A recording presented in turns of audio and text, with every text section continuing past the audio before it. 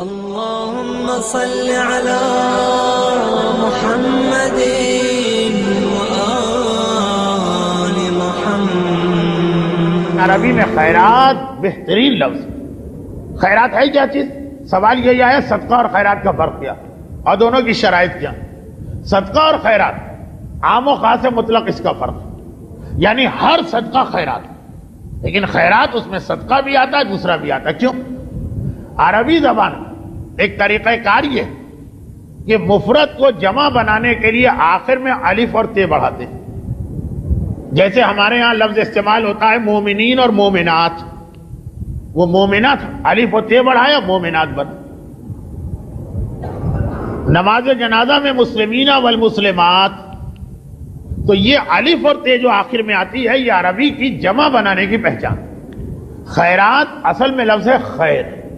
اچھا، لفظ خیر ہمارے اچھے معنوں میں آتا ہے، جس کے معنی ایک خیر۔ خیرات جس کے معنی بہت سارے خیر، تو آپ تو یہ اور اچھا ہو جانا چاہیے، نہیں جمع بن کے اور ہماری زبان میں آ کے اس کا بیڑا غرق ہو گیا۔ خیر اچھا لفظ ہے، خیرات برا لفظ ہے۔ خیرات قرآن میں بار بار آیا۔ ائمہ طاہرین کی شان یہ بتائی گئی ہے کہ وہ لوگوں کو خیرات کا حکم دیتے۔ کیا مطلب؟ کوئی راستے میں فقیر ملے سگنل وگنل پر اس پر 10 پیسے یا 1 روپیہ دے دینا، نہیں، خیرات خیر کی جمع، یعنی نیکیاں خیر کی جمع۔ تو خیرات اسلامی زبان میں ہر نیکی کو کہتے ہیں۔ نماز خیرات، روزہ خیرات، حج خیرات، مومن کے کام آنا خیرات، احترام والدین خیرات، رشتہ دار سے صلہ رحمی خیرات، اسی طریقے سے راہ خدا میں جہاد کرنا خیرات، راہ خدا میں پیسے خرچ کرنا خیرات، صدقہ دینا خیرات، خمس دینا خیرات۔ تو صدقہ ایک چھوٹی عبادت، ہر صدقہ خیرات، ہر نماز خیرات۔ اس کی اب انہوں نے کہا کہ خیرات کی شرطیں بتائی، ہر نیکی خیرات۔ صدقہ نیکیوں میں سے ایک نیکی ہے، وہ ایک الگ چیز ہے، اسی میں شامل ہے، لیکن ایک الگ چیز۔ تو صدقہ کہتے ہیں خوشنودی خدا کی خاطر کسی مسلمان کوئی چیز دینا یا اس پر کسی مالی حق کو معاف کرنا، یہ ہے صدقہ۔ خیرات نہیں، نماز خیرات، ایک سورہ قرآن پڑھنا وہ خیرات، بس اس سے زیادہ میں کیا بتاؤں۔ اور اسی حوالے سے یہ بات میں کروں کہ یہ مہینہ جسے رجب کا مہینہ کہا جاتا ہے، یہ اسلامی کیلنڈر کا ایک بہت ہی اہم مہینہ۔ ہر سال ماہ رجب جو آتا تو میں تھوڑی سی آپ کی توجہ اس جانب مبذول کراتا ہوں۔ آج مجھے ایک ایسے موضوع پہ تقریر کرنا کہ جس میں رجب کے بارے میں زیادہ کہنے کی گنجائش نہیں، لیکن ایک آج جملہ فقط اس لیے کہہ رہا ہوں کہ آئندہ اتوار کو جب رجب کے بارے میں کچھ کہنے کا وقت ہوگا ہمارے پاس، تب یہ والا مسئلہ ہاتھ سے نکل چکا ہو۔ کون سا؟ وہ ابھی میں عرض کر رہا ہوں کہ اسلامی کیلنڈر رجب، شعبان، رمضان، یہ 3 مہینے ایک دوسرے سے ملے ہوئے ہیں۔ جو تبدیلی ہمارے یہاں رمضان کے حوالے سے آتی ہے، اللہ کی یہ خواہش ہے کہ وہ تبدیلی رجب سے شروع ہو جائے، اور بالکل اسی انداز سے کہ جیسے کھیلوں کے مقابلے میں اکثر یہ کہا جاتا، مثلا ریسنگ کا مقابلہ، جو مسابقے میں مقابلے میں حصہ لے رہے ہیں، انتہائی احمق ہوگا وہ دوڑنے والا جو پہلے سیکنڈ میں ہی اپنی پوری رفتار سے دوڑنا شروع کر دے، جلدی تھک جائے گا، تھک کے گر جائے گا۔ جو سب سے آگے آتے ہی نکلا وہ سب سے پیچھے رہ جائے گا۔ طریقہ ہوتا ہے کہ آہستہ آہستہ اپنا اسٹیمنا بلڈ کیا جاتا اور آہستہ آہستہ انسان رفتار پکڑتا، تو یہ آدمی اس مقابلے میں اول آ جاتا۔ گھوڑوں کی ریس میں بھی یہی طریقہ، اور شاید باقی کھیلوں میں بھی یہی طریقہ، جو آتے ہی اندھا دھن اپنا بلہ گھمانا شروع کر دیتا۔ کرکٹ ورکٹ میں کچھ نہیں جانتا ہوں، لیکن آج کل چونکہ سیزن اس کا آیا ہوا تھا، اس اعتبار سے وہ کبھی جمع تو بہت اور کبھی اڑا تو پہلی بال، اور اس کے مقابلے میں جو واقعاً اس کے ماہرین وہ کہتے ہیں اننگ اس کی بنتی ہے جو ہوشیاری کے ساتھ سوچ سمجھ کے آغاز کرتا، آہستہ آہستہ، اس کے بعد وہ زیادہ دیر تک ٹک سکتا۔ یہ ساری مثالیں اس لیے کہی جا رہی ہیں کہ آپ جس معاشرے میں رہتے ہیں ان میں انہی مثالوں سے بات سمجھ میں آئی۔ رمضان وہ مہینہ ہے کہ جس وقت مومن کو پوری رفتار سے دوڑنا ہے روحانیت کی طرف، لیکن رمضان کا چاند آتے ہی پوری رفتار سے دوڑیں گے تو وہی حالت ہے جو ہمارے معاشرے کی ہوتی ہے۔ ہمارے معاشرے میں رمضان میں بالکل الٹا ہوتا، شروع رمضان میں ہر ایک میں جوش و خروش، آخر میں ہر آدمی رمضان سے تھکنے لگتا۔ جو آخری تاریخ رمضان کی افضل ترین تاریخ ہے، تھکاوٹ پیدا ہو جاتی، اور دیکھیے اسی کا یہ نتیجہ ہے کہ ایک تماشا بن جاتا ہے رمضان۔ کیا تماشا بنتا؟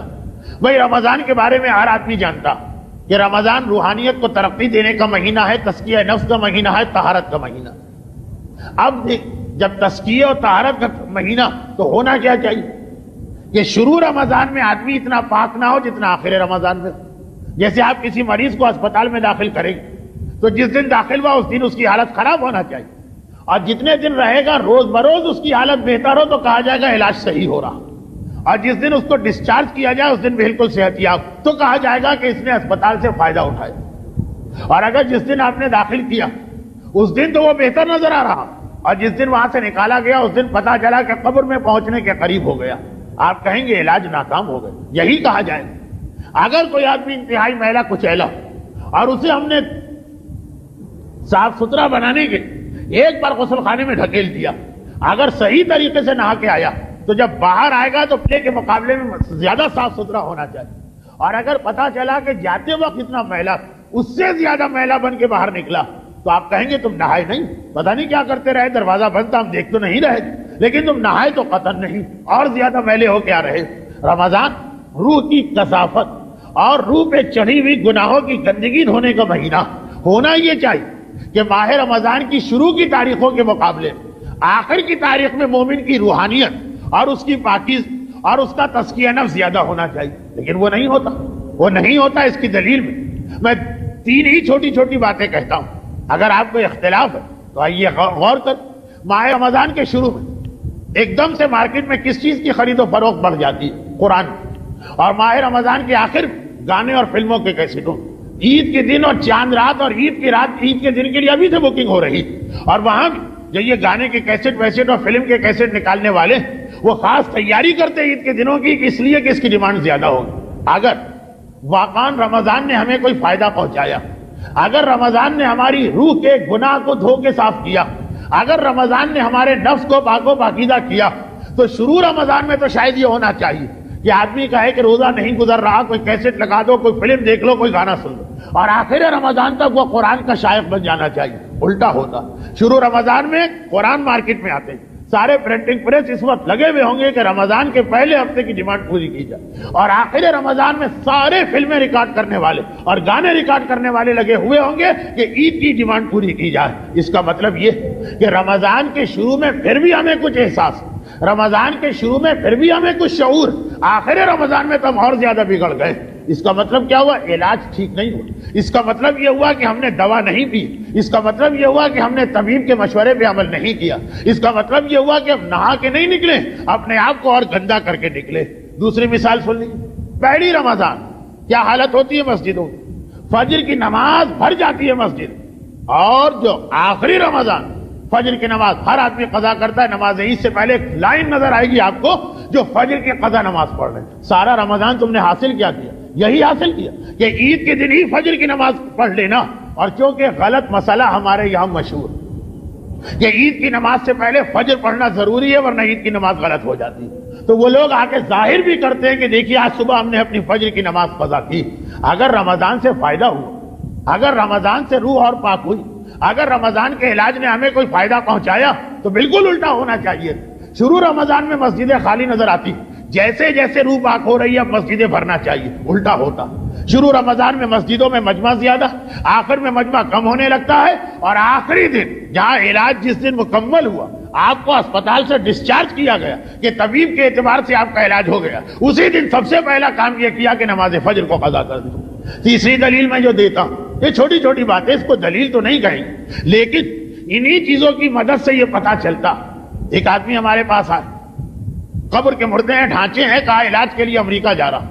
2 مہینے بعد ملے، ہم نے دیکھا اور حیرت زدہ رہ گئے، واقعا کتنا اچھا آپ کا علاج ہوا، لگ ہی نہیں رہا ہے کہ آپ وہ پرانے والے، بالکل صحت آ گئی ہے، جسم بھی بھر گیا ہے، آدمی کے اندر وہ ایکٹیونیس بھی نظر آ رہی ہے۔ یہ ہونا چاہیے عید کے دن، ہوتا کیا؟ ہوتا یہ ہے کہ شروع رمضان، دیکھیے بعض اوقات کچھ غلط مسئلے ہمارے یہاں مشہور ہو جاتے ہیں تو اس سے معاشرے میں خرابی ہوتی، اور بعض اوقات کچھ غلط مسئلے مشہور ہو جاتے ہیں تو خدا کا شکر ادا کرنے کو دل چاہتا کہ غلط مسئلے کی وجہ سے صحیح یہ کچھ کر تو رہا، اس سے معاشرہ اچھا ہو جاتا۔ مثلا ہمارے یہاں ایک چیز بھی مشہور ہو گئی کہ عدے میں عورت کسی نامحرم کے سامنے نہیں آ سکتی۔ اب عدے کا اور نامحرم کا کوئی تعلق نہیں، بالکل دو الگ چیزیں، لیکن چلے اسی بہانے 4 مہینے 10 دن ہماری عورتیں اپنے آپ کو نامحرم سے بچا لیتی، تو اگرچہ پتا ہے کہ غلط مسئلہ، لیکن پھر بھی اس غلط مسئلے کو برداشت کر لیا جاتا کہ غلط مسئلے کی وجہ سے صحیح، مگر 4 مہینے کا گناہ تو ان کا روکا جا رہا۔ جس طریقے سے ابھی میں نے مثال دی کہ بہت سی جگہوں پہ یہ مشہور کہ جب تک کہ آدمی اپنی فجر کی قضا نہ پڑھے نماز جمعہ یا نماز عید نہیں پڑھ سکتا، اگرچہ ایسا کوئی مسئلہ ہے لیکن چلے غنیمت ہے اسی غلط مسئلے کی وجہ سے جو جمعہ پڑھنے آتے ہیں اپنی کم از کم ایک فجر کی قضا تو پڑھ جاتے ہیں جو آج صبح کی، ایک عید کی قضا تو پڑھ جاتے ہیں کہ جو آج صبح کی۔ غلط مسئلہ ہمیشہ نقصان دیتا لیکن کبھی کبھار اس کی وجہ سے فائدہ ہو جاتا۔ جیسے یہ ایک مسئلہ مشہور کہ اگر کسی نے حج کی رقم میں سے خمس نہیں نکالا تو اس کا سارا حج غلط ہو گیا، اگرچہ یہ مسئلہ ایسا نہیں لیکن چلے پھر بھی برداشت کر لیا جاتا ہے، چلو اسی وجہ سے صحیح وہ آدمی اپنے 70,000 میں سے 14,000 تو خمس دینے کو تیار ہو گیا، جس پر ویسے تو 14 لاکھ واجب، لیکن غلط مسئلے کی وجہ سے کہ میرا حج غلط ہو جائے، ایک رقم تو اس نے نکالی، اتنا تو اس نے بوجھ کم کیا، اتنا تو اس نے گناہ معاف کیا۔ اور اسی میں ایک چیز یہ بھی جو اب میں کہہ رہا ہوں، یہ دوسری بات کہ جیسی میں نے ابھی تقریر کر لی، ایسی تقریر سننے کے بعد تو لوگ چونک اچھا اب تو ہم یہ بھی نہیں کریں گے، تو آج پتا چل گیا کہ ان دونوں کا تعلق ہی نہیں، لیکن میں صرف یہ بتانا چاہ رہا، اب پتہ نہیں یہ بھی میں نے آج صحیح بات کی کہ غلط بات کر لی۔ وہ 4 مہینے کی عورت کے حجاب کو بھی کہیں ختم نہ کر دیا جائے کہ اچھا مولانا نے یہ کہا کہ نامحرم کا عدے سے تعلق نہیں، تو بلا وجہ اتنے دن بیٹھے ہوئے تھے، اب نامحرم کے سامنے بھی آئی۔ لیکن جو میں بات کہہ رہا تھا وہ یہ کہ اسی میں غلط فہمی پائی جاتی، اور وہ یہ کہ جب تک کہ روزہ اتنے عرصے میں داڑھی منڈوانا صحیح نہیں ہے ورنہ روزہ غلط ہو جائے گا۔ چنانچہ رمضان کے شروع میں بہت ساری داڑھیاں نظر آ جاتی فقط اس وجہ سے کہ اگر ہم نے یہ داڑھی نہیں رکھی تو کہیں ایسا نہ ہو کہ ہمارے روزے غلط ہو جائیں۔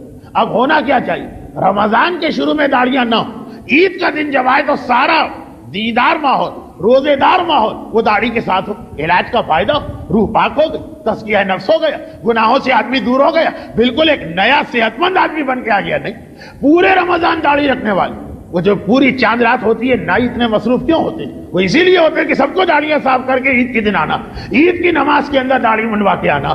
تو ہم نے دیکھا کہ سارا مہینہ بلکہ رمضان کے شروع میں زیادہ جوش کے ساتھ نماز فجر پڑھنے والا پہلا دن جو آیا، جس دن اس کو روحانیت کے اسپتال سے ڈسچارج کیا گیا، اسی دن نماز قضا کر۔ سارا مہینہ اپنے آپ کو قرآن کی طرف لے جانے والا جو پہلی رات اور اگلا دن آ رہا، اب وہ گانے کی طرف، اب وہ فلموں کی جانب دوڑا جا رہا۔ سارا مہینہ جبکہ شروع رمضان میں اس کی روح گناہوں سے نجس، داڑھی رکھنے والا عید کے دن داڑھی منڈوا رہا۔ کیا مطلب؟ ہم نے اسپتال میں ہم بھرتی رہے، ڈاکٹر نے ہم کو نکال دیا کہ اب تمہارا علاج نہیں، صحت یاب ہو کے ہم نہیں نکلے ہیں بلکہ شاید اور زیادہ حالت خراب ہو کے ہم کو نکالا گیا۔ رمضان آخر یہ فائدہ ہمیں حاصل کیوں نہیں ہو رہا؟ اسی لیے کہ رمضان تک پہنچنے کے لیے ایک رفتار بنانا پڑتی، ایک قسم کا اپنے آپ کو بلڈ کرنا پڑتا، اور وہ سلسلہ رجب سے شروع ہوتا۔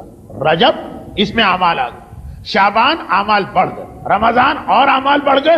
ان 3 مہینوں کو اگر صحیح طریقے سے استعمال کیا جائے، اگرچہ جب تک کہ ظہور امام نہیں ہوگا اس وقت تک ہم یہ نہیں کہہ سکتے کہ دنیا سے سارے گناہ مٹ جائیں، گناہ رہیں گے، مگر رجب سے لے کے رمضان تک اگر اس کورس کو کر لیا جائے، آج کل یہ لفظ بہت استعمال، فلاں دوا ہے لیکن اس کا کورس ہے، یہ آپ کو پورا کرنا پڑے گا، وہ فلاں آپ گولیاں کھائیے تو ایک مرتبہ بوڑھے سے جوان ہو جائیں گے، سفید بال کالے ہو جائیں گے، گنجے کے سر پہ بال اگائیں گے، مگر کورس ہے 2 شیشیوں کا یا 3 شیشیوں کا مسئلہ، کالی لڑکی سفید ہو جائے گی اور پتہ نہیں کیا کیا، کچھ اخبارات میں عجیب عجیب اشتہارات ہیں۔ تو اسی طرح سے روحانیت کا ایک کورس، وہ خالی رمضان نہیں، وہ رجب سے شروع ہوتا، رمضان میں جا کے مکمل ہوتا، اور آہستہ آہستہ رفتہ رفتہ باقاعدہ ایسا لگتا ہے جیسے اسلام ایک ماحول بنا رہا۔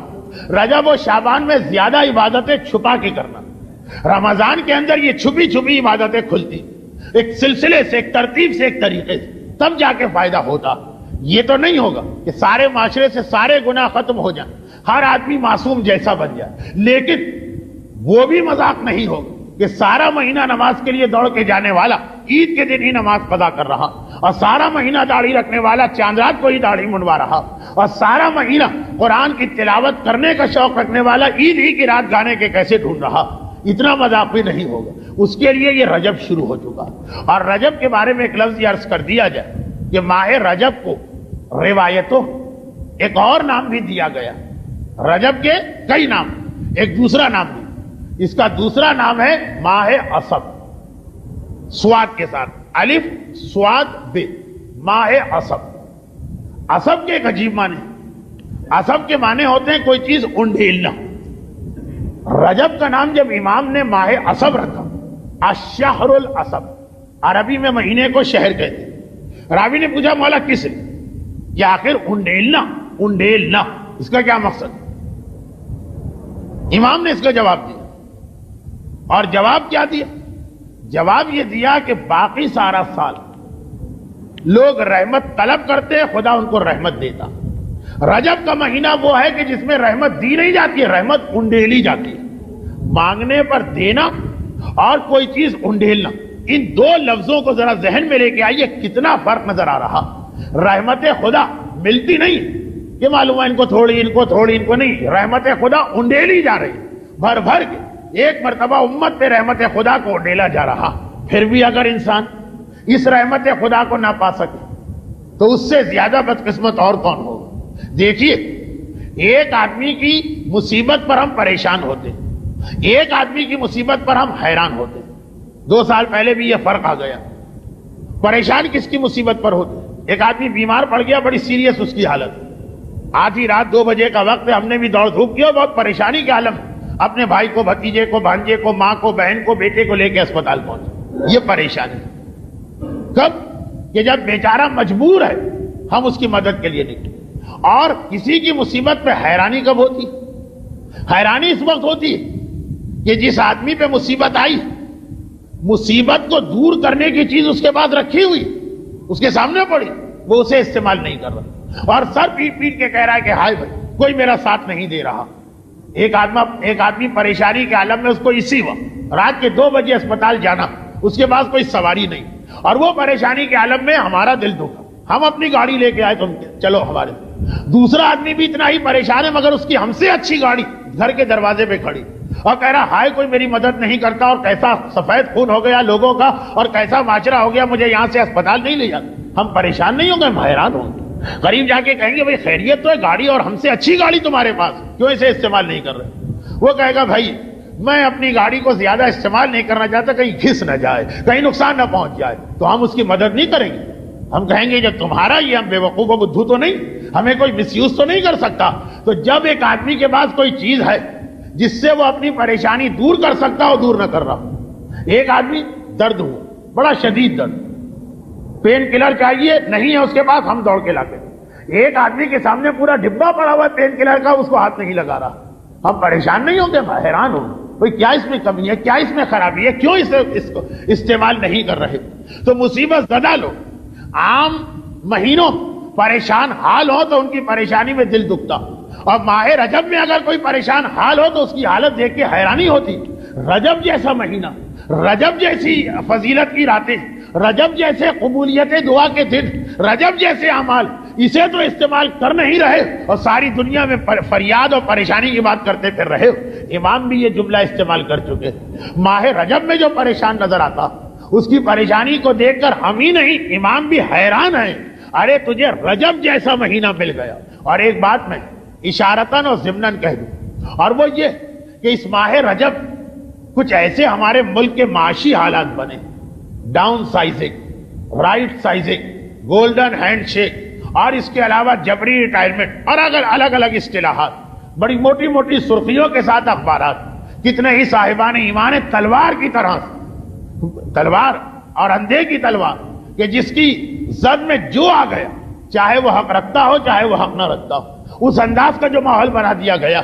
تو یہ اتفاق سے اس سال کا رجب ایک ایسے موقع پہ آیا کہ ہو سکتا ہے جس علاقے میں میں یہ درس دے رہا ہوں، یہاں کے مومنین کا یہ مسئلہ نہ ہو، جیسے ماہ رمضان میں کبھی کبھار یہ تفسیریں سننے کو مل جاتے ہیں نا کہ کیا آپ ہمیں رمضان کی فضیلت سنا رہے ہیں، وہاں جائیے جن کے پاس کھانے کو نہیں، ہمارے پاس تو اتنا ہے کہ کچھ تو بیٹھ کے کھائیں، ہم جو روزے رکھیں۔ ہو سکتا ہے یہی جواب میرے اس جملے کا بھی ملے، لیکن مجموعی اعتبار سے اس وقت پورا شہر بلکہ پورا ملک بلکہ ملک کے باہر بھی جائیں، میں تو اس سفر میں ان علاقوں سے ہو کے آیا ہوں جو یہاں بیٹھ کر ہمیں بڑے پرکشش لگتے ہیں۔ گلف کا علاقہ ہے، سعودی عرب کا علاقہ ہے، یورپ اور امریکہ کا علاقہ، وہاں بھی جس کے پاس پہنچا جو مجھے مومن نظر آئے ہر جگہ پریشان، اور یہ والی پریشانی کون سی پریشانی؟ بے یقینی۔ ایک تو یہ ہے کہ مصیبت آنا تھی، آ گئی، آر یا پار مسئلہ ختم ہو گئی، وہ پھر بھی کسی طرح گزر جائے۔ اس سے زیادہ مشکل مسئلہ اس کا ہوتا کہ سر پہ تلوار لٹک رہی ہے، یہ پتہ نہیں کہ کس وقت آ کے ایک مرتبہ سر پہ گر پڑے۔ ہر رات آدمی سوئے، اگلی صبح کے لیے پریشان۔ اس وقت مالی اعتبار سے بہترین نوکریاں کرنے والے سعودی عرب اور دبئی وغیرہ کے ہمارے مومنین، ان کی یہی کیفیت۔ اور پاکستان میں بھی گزشتہ دنوں میں کچھ ایسے واقعات پیش آئے جو روایتوں میں جب آئے تھے تو لوگ مذاق اڑاتے تھے کہ صبح آدمی گھر سے نکل کے آفس جا رہا، سوچ بھی نہیں سکتا، اور پتہ چلا 1 گھنٹے کے اندر اندر یہ مسئلہ ہوگا۔ اچھا، جس میں مصیبت آ گئی وہ الگ بات، اس کا تو امتحان ہو گیا، اب تو جو کچھ بھی مصیبت آ گئی اس کے بعد کہوں، اس کی وجہ سے باقی لوگ جو بے یقینی میں ہوتے جو اس مصیبت سے بچ گئے، مگر بچنے کے نتیجے میں اب بے یقینی آ گئی، کل کیا ہو، پرسوں کیا ہو، اگلے مہینے کیا ہو، یہ والی کیفیت۔ 2 سال پہلے جب ماہ رجب کے عنوان پر میں نے تقریر کی، دیکھیے یہ جملہ میں کھل کے نہیں کہنا چاہتا، اس وقت بعض صاحبان ایمان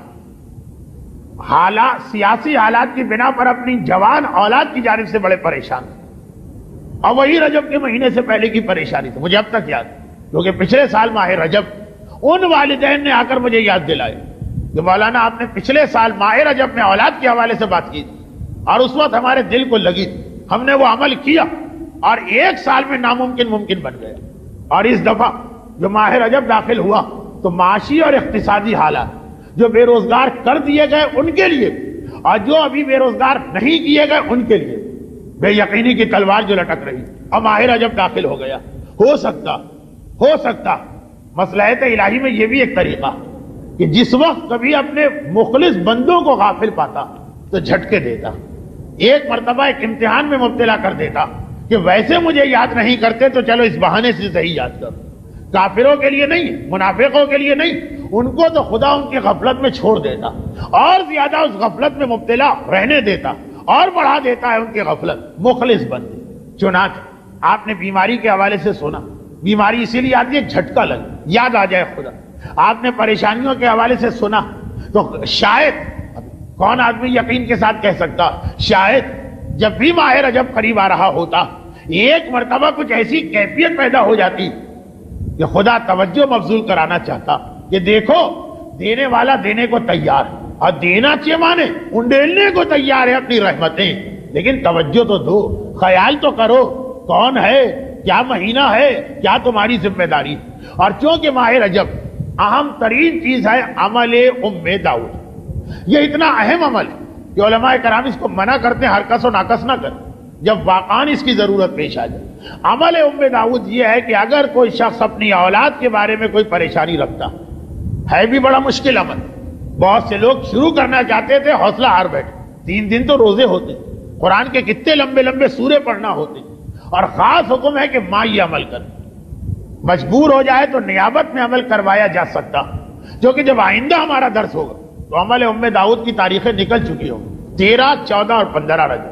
عمل ام داؤد مجھے نہیں پڑھنا، وہ تو آپ سامنے تحفۃ العوام خرید کے دیکھ لیجیے، آپ کو مل جائے، صرف ایک ذہن اس جانب مبذول کرانا کہ ہو سکتا کہ اس مجمع میں یا اس مجمع کے حوالے سے کوئی ایسا پریشان حال باپ، کوئی ایسی دکھیاری ماں کہ جن کے لیے واقعاً ان کی اولاد کا کوئی زندگی اور موت جیسا مسئلہ، تو ماہ رجب پورے سال 2 ہی موقع ایسے ہوتے ہیں، ایک یہ کہ انسان خانہ خدا میں پرنالے والی دیوار کو تھامنے کا موقع ملے، وہاں اولاد کا مسئلہ، اولاد کے لیے خاص وہ جگہ، اور ایک یہ کہ 13، 14 اور 15 رجب کا روزہ مل جائے، وہ بھی اس ٹیکنیکل باریکی کے ساتھ جس پر کوئی قضا روزہ باقی وہ سنتی روزہ نہیں رکھ سکتا، البتہ پھر منت مان کر اس روزے کو واجب روزہ بنا لے۔ خیر یہ ساری چیزیں اب بیان کرنے کا وقت نہیں، یاد یہ دلانا کہ ماہ رجب اور رجب کی یہ تاریخیں جو آ رہی ہیں اور پھر یہ ساری برکتوں کے ساتھ یہ بھی آپ کو یاد دلا دیا جائے کہ ہمارا آج کا درس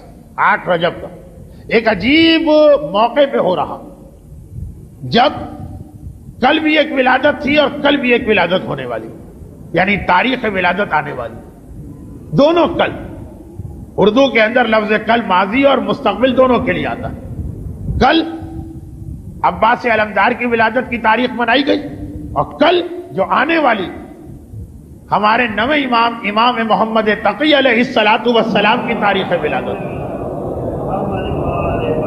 یہ درس بالکل بیچ میں آ رہا ہے۔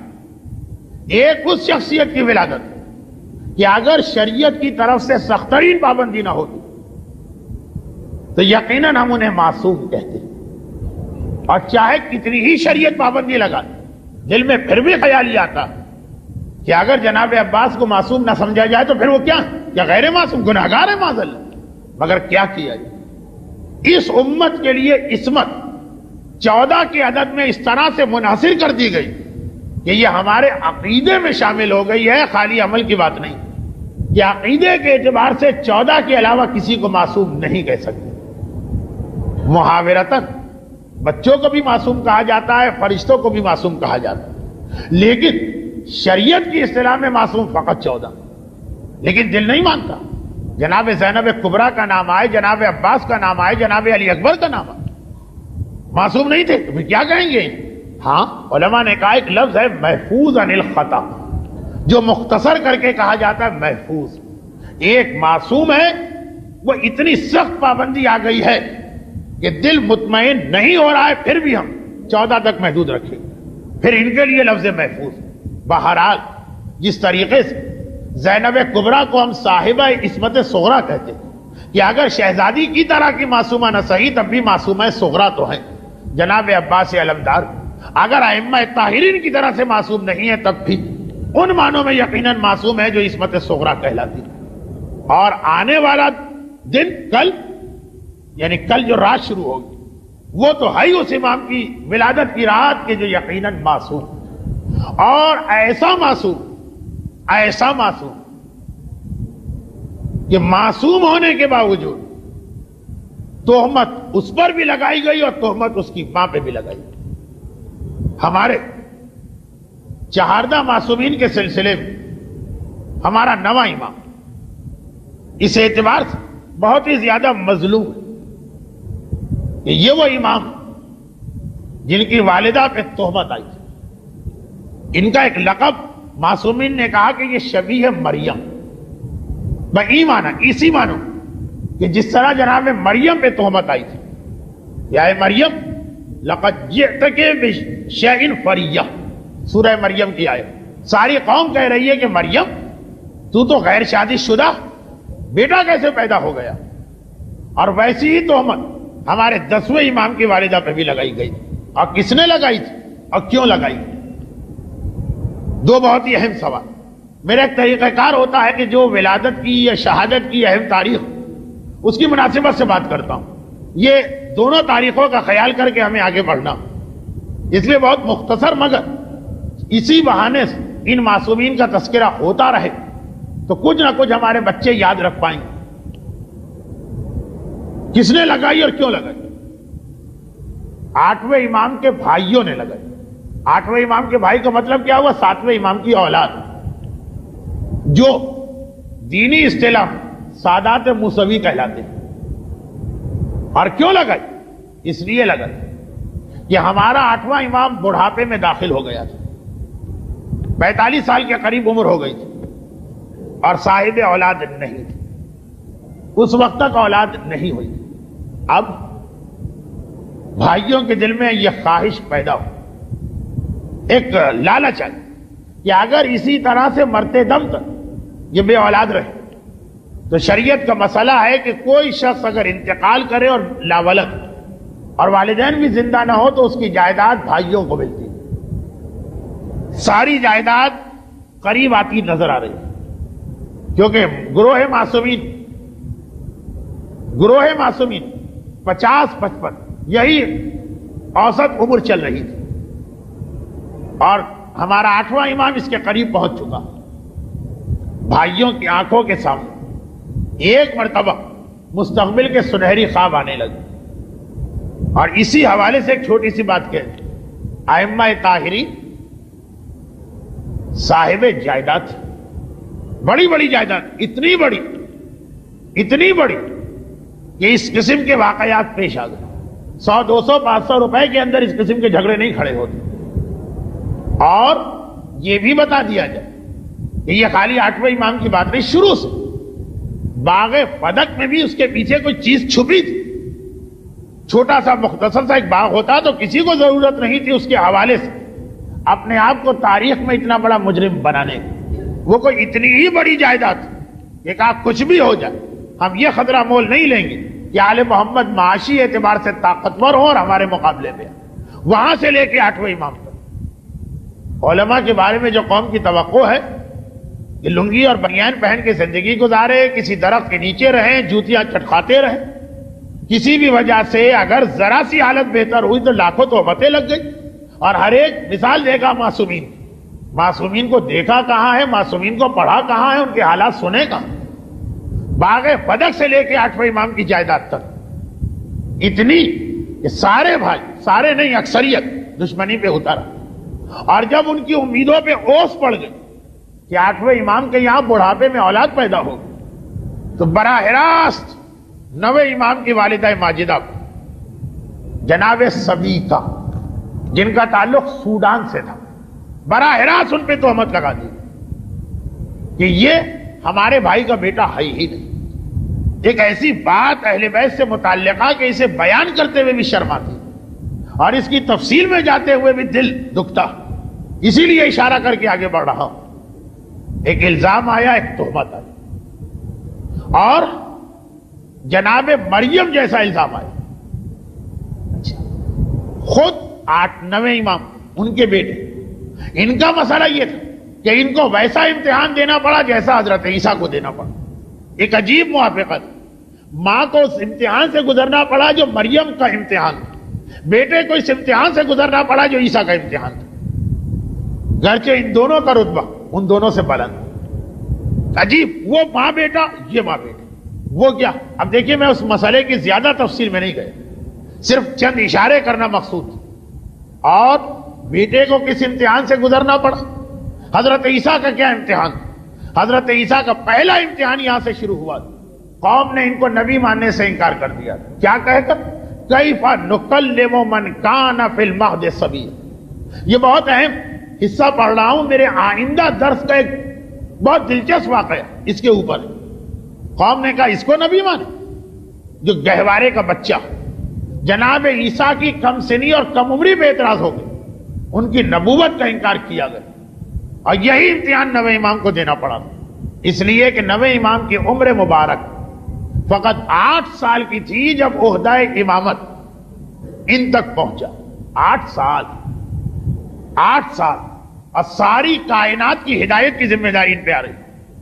چنانچہ بہت سے لوگوں نے ان کی کم سنی کی وجہ سے ان کی امامت سے انکار کیا، حتیٰ یہ کہ ان کے اپنے چچا، ایک چچا، 7ویں امام کی اولادیں کتنی ہیں؟ 62 تو تاریخ میں نام لکھے. ایک چچا نے اعتراض کیا، اور اعتراض بھی ایسا کہ باقاعدہ جو 9ویں امام کا عہدہ تھا لوگوں کو آ کے مسائل بتانا. 8ویں امام تو چلے گئے دارالخلاف، ان کی مسند مدینے میں.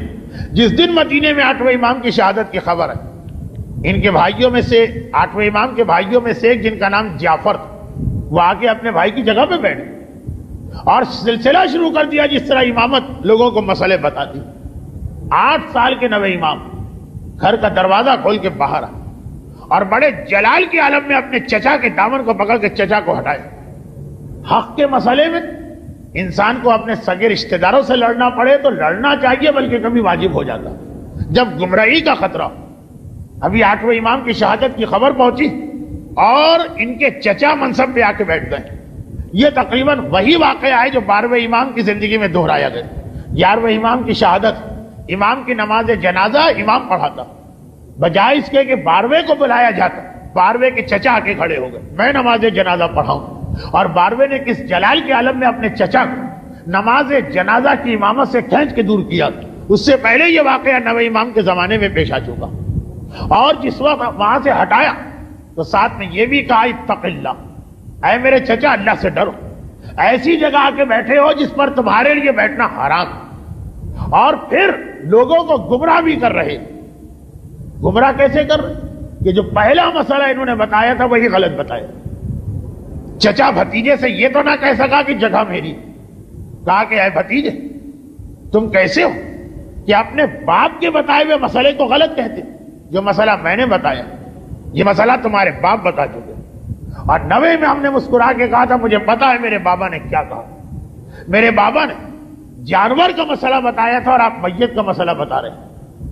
ایک بہت عجیب مسئلہ تھا، پھر وہی بات کہ اس کو ممبر پہ بیان کرتے ہوئے شرم آ رہی۔ بعض افراد اپنی فطرت میں ایسے کج ہوتے اور ایسی خباثت بھری ہوتی کہ وہ کچھ گناہ جانوروں اور میتوں سے بھی کرنے لگتے، اس کا یہ واقعہ چل رہا تھا۔ تو آٹھویں امام کے زمانے میں واقعہ کسی جانور کے بارے میں آیا اور اس وقت یہ واقعہ کسی میت کے بارے میں آیا کہ کسی نے اس میت سے فعل حرام کیا، اور انہوں نے وہی جواب جڑ دیا۔ نویں نے کہا نہیں میرے بابا نے اس کے لیے کہا تھا اور آپ اس کے لیے کہتے۔ مسئلہ ایک جیسا لگے مگر فرق ہوتا۔ جس چیز پر نواں امام اپنے چچا سے اتنا ناراض، وہی چیز آج ہر مومن کر رہا۔ کیا مطلب؟ ایک جگہ کا مسئلہ دوسری جگہ جا کے جوڑ دیتا۔ پورا واقعہ تو آپ بہار میں پڑھ لیجئے۔ بہرحال بہار الانوار معصومین کے حالات کی جو کتابیں، اس کا اردو ترجمہ ہو چکا، ایک بڑا اچھا کام ہو گیا۔ نویں امام کے حالات پوری بہار 110 جلدوں میں تو ترجمہ نہیں ہوئی، مگر حالات چاردہ معصومین میں سے اکثر جلدیں اردو ترجمہ ہو چکی، جس میں نویں امام کے حالات ہیں اور اس میں یہ واقعہ بھی لکھا۔ خیر، مومنین نے کرا دیکھیے کیا کہا، میرے بابا نے مسئلہ بتایا تھا جانور سے بدفعلی، اور تم نے اس کو ملا دیا میت کے بارے میں۔ جس چیز پر میرا نواں امام اتنا ناراض کہ مجمع عام میں اپنے چچا کو ٹوک کے ان کی غلطی بتا رہا، آج ہر مومن نے اس کو اپنا طریقہ بنا لیا۔ الا ما شذ و نظر، سوائے ان لوگوں جو آنکھیں بند کر کے صرف حکم امام کی پیروی کرتے۔ مثلا زکوٰۃ سونے اور چاندی میں واجب، وہی سارے مسائل کرنسی نوٹ پہ لائی جاتے۔ پوچھا جائے یہ دو الگ چیزیں ہیں، روایت میں کہیں تذکرہ ہے؟ کا تذکرے کی کیا ضرورت؟ جو اس زمانے میں سونے اور چاندی کی حیثیت تھی واج نوٹ کی حیثیت، یہ وہ چیز تھی کہ جس کا سلسلہ شروع تو بہت پہلے ہوا، لیکن نویں امام کے حالات میں خاص اہمیت کے ساتھ آ رہا۔ نماز جمعہ معصوم کی موجودگی میں اس کی جتنی اہمیت ہے کہ 3 جمعہ میں شرکت نہ کرنے والا کافر تک قرار دیا گیا، اسی کو لا کے غیبت امام میں بھی جوڑا جا رہا۔ وہی حدیث ہے، یہ خیال کیے بغیر کہ نماز جمعہ میں غیبت امام اور حضور امام میں کتنا فرق، نواں امام برداشت نہ کر سکتا۔ اور ایک بار کہا کہ اچھا اول تو جہاں آ کے بیٹھے وہاں بیٹھنا تمہارے لیے حرام، اور پھر بیٹھ کر بھی لوگوں کو گمراہ کر رہے، یہ کہہ کے اپنے چچا کو اٹھا دیا۔ یہاں سے لے اپنی زندگی کی آخری سانس تک نویں امام جو مسلسل پیغام دیا، اس میں ایک پیغام بہت اہم تھا، اور وہ یہ تھا کہ شریعت خدا کو کھیل نہ بناؤ۔ دنیا میں کھیلنے کے لیے اور بہت ساری چیزیں، جاؤ چلے جاؤ ادھر جا کے کھیلو، کوئی تم سے کچھ نہ کہے، مگر شریعت کو اپنا کھلونا نہ بنا کہ جس کا دل چاہا شریعت میں دخل دے دی، جس دلیل سے چاہا حکم خدا میں حلال کو حرام اور حرام کو حلال کر دی۔ مسئلہ شرعی بتانا اتنی آسان چیز نہیں۔ جب آپ کسی کو ایک مسئلہ شرعی بتاتے تو گویا آپ کیا کہتے؟ آپ یہ کہتے کہ مجھے پتا ہے کہ خدا نے یہ حکم نازل کیا۔ اتنا بڑا یہ جملہ ہے، اتنا بڑا آپ کا دعویٰ کہ واقعاً آدمی کانپ اٹھے صحیح مسئلے میں، اور کہا وہ غلط سلط مسئلے، یا رسو اور سقراط و بقرات بن کے ادھر کی بات ادھر جوڑ کے جو آدمی بات کہتا۔ اچھا ہمارے یہاں دیکھیے 2 چیزیں، ایک یہ چیز کہ کچھ لوگ ایسے ہوتے ہیں ہر مسئلے میں ٹانگ اڑانا اپنی ذمہ داری سمجھتے ہیں، اور ایسی ذمہ داری کہ بڑے سے بڑے مراجع کی توہین کرنے میں ان کو کوئی باک نہیں۔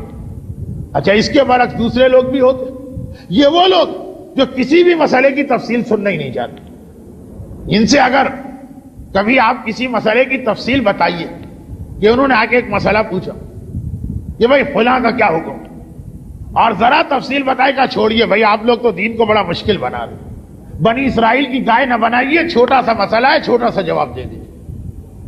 لیکن نہ یہ طریقہ اسلام ہے نہ وہ طریقہ اسلام، اور دونوں کی نفی میرے اس نویں امام نے کی جن کی ولادت کا جشن آپ کل منائیں گے. ادھر چچا غلط سلط مسئلے بتائے تو امام نے ڈانٹا.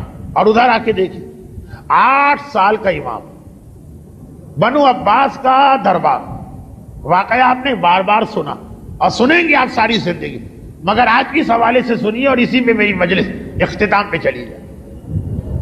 بنو عباس کا دربار, اس لفظ کا مطلب کیا ہوا؟ اس دور میں بنو عباس دنیا کی سب سے بڑی طاقت تھی. بنو عباس کے دربار کا مقصد یہ ہے کہ دنیا کی سب سے بڑی طاقت کا دربار سجایا گیا اور 70,000 علماء بلائے گئے. اور ان سارے علماء سے یہ کہا گیا کہ اپنا ایک نمائندہ مقرر کرو جو اس 8 سال کے بچے سے مناظرہ کرے. اور میٹنگیں کرنے کے بعد سب نے یحییٰ ابن اقسم کا نام لیا. ہارون کے زمانے سے یہ آدمی چلا آ رہا ہے, بنو عباس کا قاضی القضات یا چیف جسٹس. تقریباً وہی اس کی حیثیت جیسی آج کل وہ عبد العزیز ابن باز سعودی عرب کا مفتی اعظم و نابینا عالم. یہ جو آج میں پڑھ رہا ہوں اس کو ذرا ذہن میں رکھیے گا, آئندہ اتوار کی تقریر میں ذرا ربط ملے گا اور آپ کو بڑا مزہ آئے گا. سب سے بڑا عالم, پوری اسلامی دنیا میں مسلم الثبوت, 70-75 سال کی تو عمر ہو چکی, اور 8 سال میرے نویں امام کی عمر ہے جب یہ واقعہ پیش آیا. لا کے بٹھایا گیا, مناظرہ ہونا. مذاق اڑایا جا رہا ہے نویں امام کا 8 سال کا بچہ, اور یہ دعویٰ امامت کر جس کی بنا پہ یہ مناظرہ ہو. ایک بار امام نے یحییٰ ابن اقسم سے کہا کہ یہ بتا, پہلا سوال تو کرے گا کہ میں کروں؟ بہرحال یہ تو ماننا پڑا کہ آپ فرزند رسول, کہا فرزند رسول آپ ہی پہلا سوال کریں. فقہ میں آسان ترین مسئلے یہ سمجھے جاتے ہیں, نگاہ ڈالنے کے مسئلے. پوری شریعت میں کل 5 مسئلے, جس نے 5 مسئلے یاد کر لیے پوری اس کے پاس شریعت کا یہ حصہ آ گیا. امام نے یہ آسان ترین مسئلہ پوچھا, آپ کا سنا ہوا, اس کے بعد والے مسئلے کے حوالے سے بات کرنا. کہا اچھا سن, ایک آدمی نے صبح سورج نکلتے وقت ایک نامحرم ایک عورت کو دیکھا جو اس کے لیے حرام تھی, دیکھنا حرام. چاشت کے وقت, سورج کے چڑھنے کے وقت, جو دعائے ندبہ کا وقت, دوبارہ اسی عورت کو دیکھا, یہ اس کے لیے حلال تھی. ظہر کے وقت اس کو دیکھا, اسی عورت کو دوبارہ حرام ہو گیا. عصر کے وقت اسی عورت کو دیکھا, پھر دیکھنا حلال ہو گیا. مغرب کے وقت اس عورت کو دیکھنا حرام تھا. عشاء کے وقت اس عورت کو دیکھنا وہ حلال ہو چکا. آدھی رات کو دیکھا تو دیکھنا حرام تھا, فجر کے وقت دیکھا تو دیکھنا حلال ہو گیا. 24 گھنٹے بھی نہیں گزرے صبح سورج نکلنے سے لے کے فجر کے وقت, 8 مرتبہ نگاہ ڈالی, 4 مرتبہ حلال, 4 مرتبہ حرام. 8 سال کا بچہ شریعت کے آسان ترین مسئلے 80 سال کے قاضی القضات اور 70,000 علماء اسلام کے نمائندے سے پوچھ رہا. سر جھک گیا, ماتھے پہ پسینہ آ گیا, ہاتھ جوڑ کے کہا فرزند رسول میں نہ سمجھ پایا, آپ ہی اس مسئلے کو حل کریں. اور امام نے حل کی. کہا کہ ایک شخص ایک دن صبح کے وقت جب سورج نکل رہا ایک کنیز کو دیکھا. کنیز کو دیکھنا بھی حرام ہے, وہ عورت. چاش کے وقت اس کو جا کے خرید لیا, اس کے مالک سے خرید لیا, اپنی کنیز ہو گئی, اپنی کنیز کو دیکھنا حلال. ظہر کا وقت آیا, راہ خدا میں اس کو آزاد کر دیا, آزاد ہو گئی, اجنبی عورت بن گئی, بالکل آزاد, دیکھنا حرام. عصر کے وقت اس سے شادی کر لی, نکاح کر لی, بیوی ہو گئی, حلال ہو گئی. مغرب کے وقت اس سے زہار کر لی, یعنی کہہ دیا کہ تو ماں کی مانند, حرام ہو گئی. لیکن زہار میں نکاح نہیں ٹوٹتا ہے, کفارہ دینا پڑتا. عشاء کے وقت اس کا کفارہ دے دیا, وہ جو ہے کہ 60 غریبوں کو کھانا کھلاؤ اور جو کچھ, حلال ہو گئی. آدھی رات کو اسے طلاق دے دی, طلاق ہوتے بیوی حرام ہو گئی. فجر کے وقت رجوع کر لیا, اس لیے طلاق کے بعد عدے میں ہر وقت رجوع کیا جا سکتا, دوبارہ اس کے لیے حلال ہو گئی. اب تو کوئی سوال کر. اس نے ایک سوال کیا, اور دیکھیے اس کا سوال ہی یہ بتا رہا کہ وہ سمجھ گیا کہ میرا مقابلہ 8 سال کے بچے سے نہیں ہے, اس سے کہ جو علم رسالت کا حامل ہے. اس لیے شریعت کے مشکل ترین مسئلے کو پوچھا. پوری شریعت حج کے مسئلے بڑے مشکل مانے جاتے ہیں, اور حج میں بھی کفاروں کے مسئلے مشکل ترین مسئلے. بڑے سے بڑے مجتہد سے بھی پوچھئے گا, وہ کہے گا ٹھہر جائیے میں کتاب دیکھ کے بتاؤں. کفاروں کے مسئلے کہ کیا کفارہ, اس نے سوال وہاں سے کیا جو بتا خود اس بات کا چھپا ہوا اعتراف کہ بچہ نہیں سمجھ رہا ہے، تبھی شریعت کے مشکل ترین مسئلے کو دریافت کیا. کہا فرزند رسول، ایک آدمی احرام پہنے ہوئے تھا اور اس نے شکار کر لیا، بتائیے کیا کفارہ؟ امام مسکرا، کہا کہ تو نے سوال تو کیا، مگر یہ تو بتا کہ جس شخص نے احرام کی حالت یہ شکار کیا تو یہ احرام اس نے عمرے کا پہنا تھا کہ حج کا پہنا تھا؟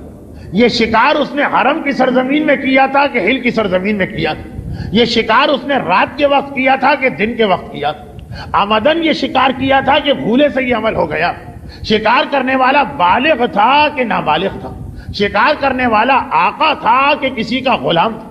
شکار کرنے والے نے پہلی مرتبہ شکار کیا کہ اس احرام میں پہلے بھی یہ غلطی کر چکا؟ جو شکار کیا تو کوئی چوپایا تھا کہ اڑنے والا پرندہ تھا؟ جس کا شکار کیا وہ گھریلو یعنی پالتو جانور تھا کہ جنگلی تھا؟ جو شکار کیا گیا تو جانور بڑا تھا کہ جانور چھوٹا تھا؟ جو شکار کیا گیا تو یہ اپنے عمل پر مصر ہے، ضد کر رہا ہے کہ میں نے صحیح کیا کہ نادم؟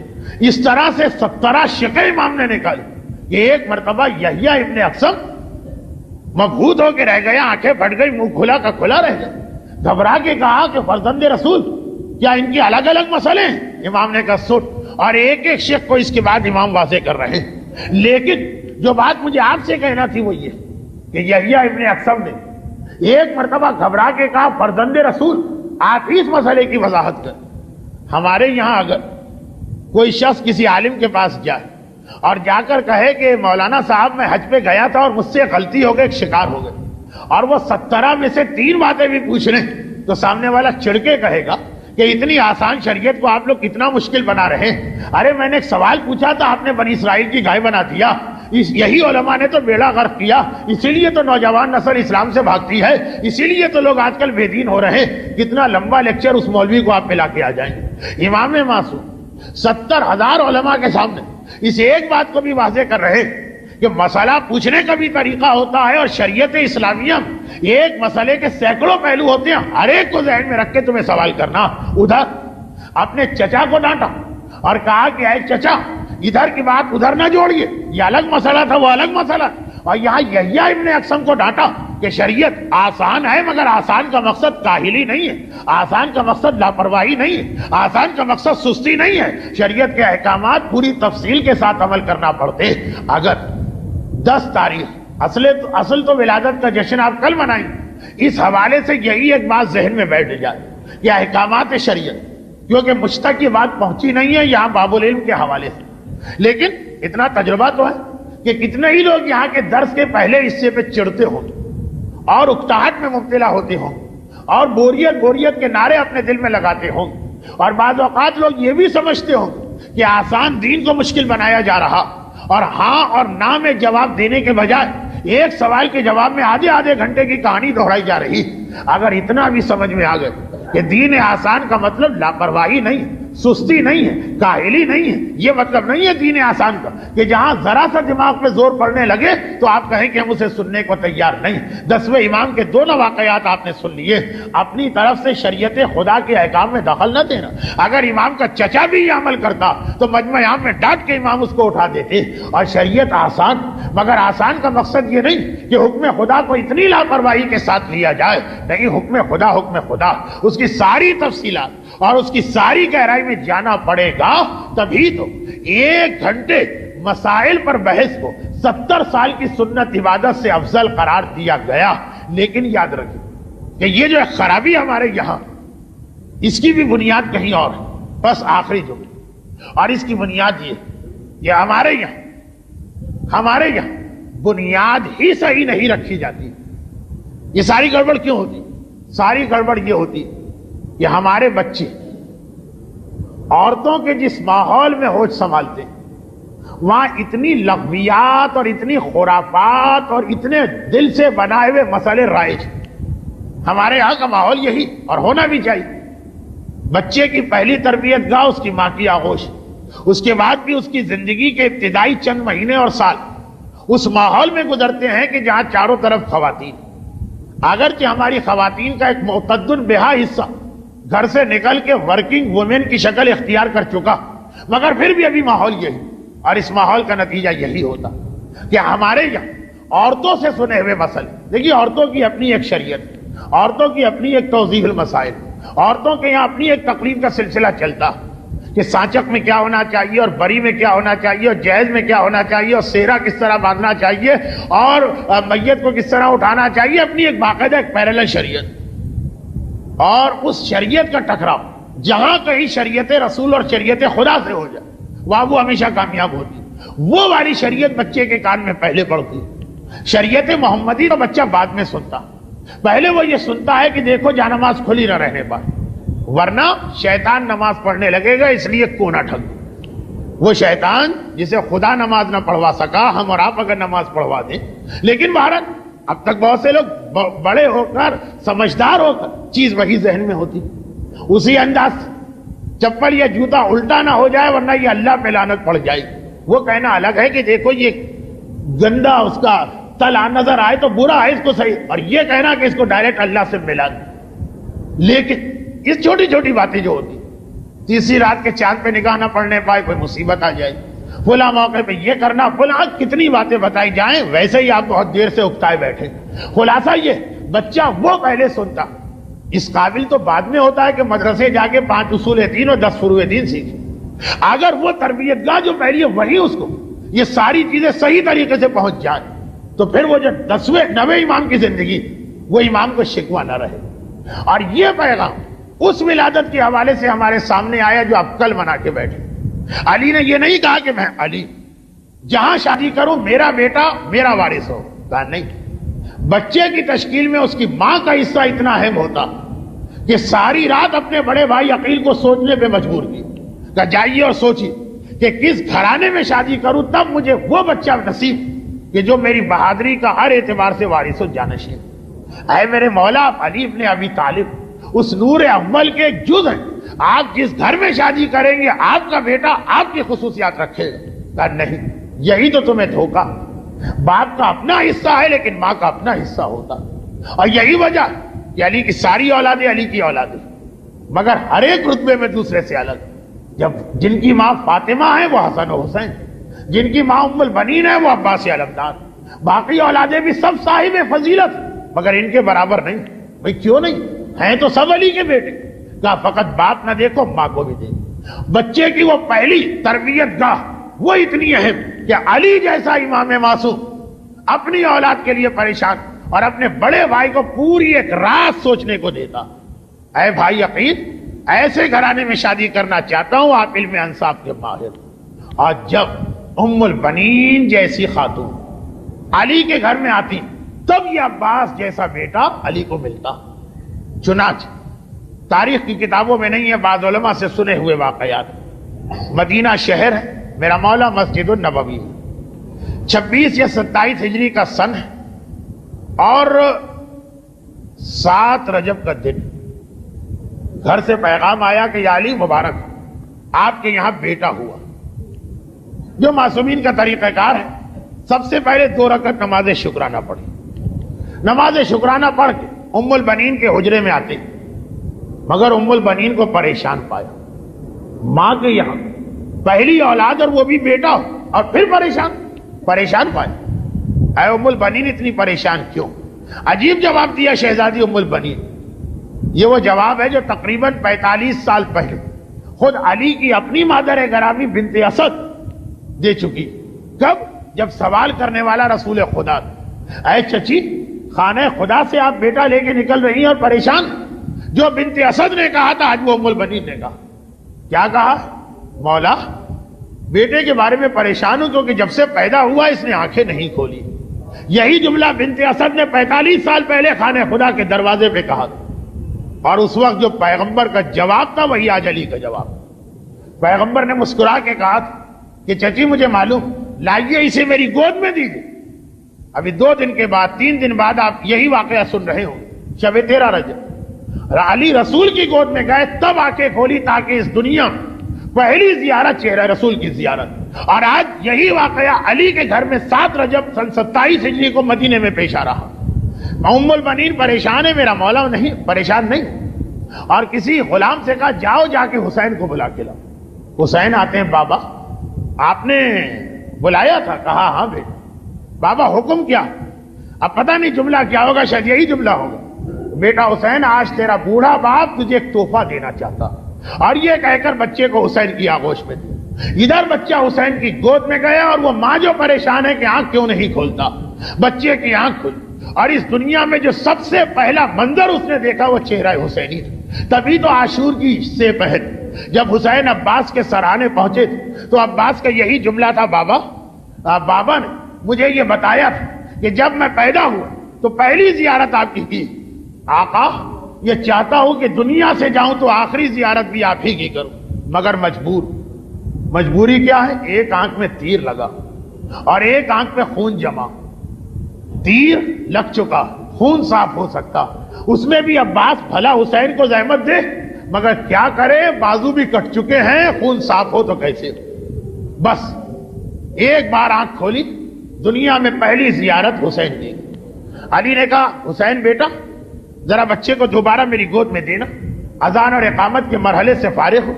چہرہ دیکھا، کہا ہے بالکل ویسا جیسا میں چاہتا ہوں، اور اللہ کا رسول کہہ گیا تھا کہ جب یہ بچہ پیدا ہو تو اس کا نام عباس رکھنا۔ علی کے پہلے دو بیٹوں کے نام رسول نے رکھے، حسن کا نام، حسین کا نام، اور اس تیسرے بیٹے کا نام بھی رسول دیکھے گئے۔ اب جیسے ہی عباس کا نام سنا، زینب کبریٰ جن کی عمر اس وقت تقریباً 21-22 سال، ایک مرتبہ تڑپ کے آگے بڑھی۔ علی کے یہاں اس سے پہلے بھی بیٹوں کی ولادت ہوئی، زینب اس سے پہلے کبھی آگے نہیں آئی، آج آئیں۔ کہا بابا میرے اسی بھائی کا نام عباس ہے؟ کہا کہ ہاں زینب بیٹی تیرے اسی بھائی کا نام عباس ہے، کیوں پوچھ رہی؟ کہا بابا اگر اس کا نام عباس ہے تو اسے ایک لمحے کے لیے میری آغوش میں دے دی۔ 21 سال کی بہن، یہ کہ ماں اور بیٹے کے درمیان عمر کا جو فرق ہوتا، گود میں لیا اور عباس کے کان پہ منہ رکھ کے پتہ نہیں بڑی بہن کیا کہنے لگی۔ علی مسکرا دی، زینب بیٹی اتنے جلد؟ ابھی 1 گھنٹے کی عمر بھی نہیں ہوئی، کیا بات چیت شروع ہو گئی بھائی سے؟ کیا باتیں شروع ہو گئی؟ گھبرا کے کہا کہ بابا ابھی نہیں، ابھی میں نے خود کچھ نہیں کہا، ایک بہت پرانی امانت میرے پاس تھی اسے ادا کیا۔ 15 سال سے زینب انتظار کر رہی۔ علی نے کہا بیٹی زینب کون سی امانت؟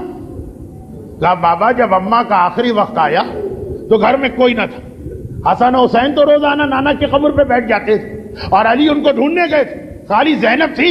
اماں نے مجھے بلایا تھا اور بلانے کے بعد کہا تھا کہ زینب بیٹی تیرا ایک بھائی عباس نام کا پیدا ہوگا، جب عباس پیدا ہو تو عباس سے کہنا عباس فاطمہ زہرا تمہیں سلام کہتی ہے، میں نے اپنی ماں کا سلام اپنے چھوٹے بھائی کو پہنچایا۔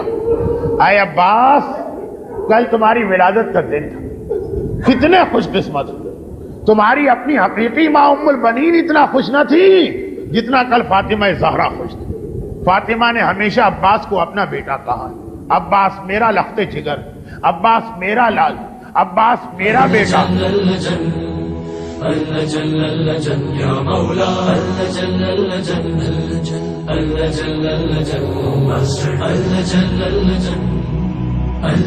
يا صاحب السماء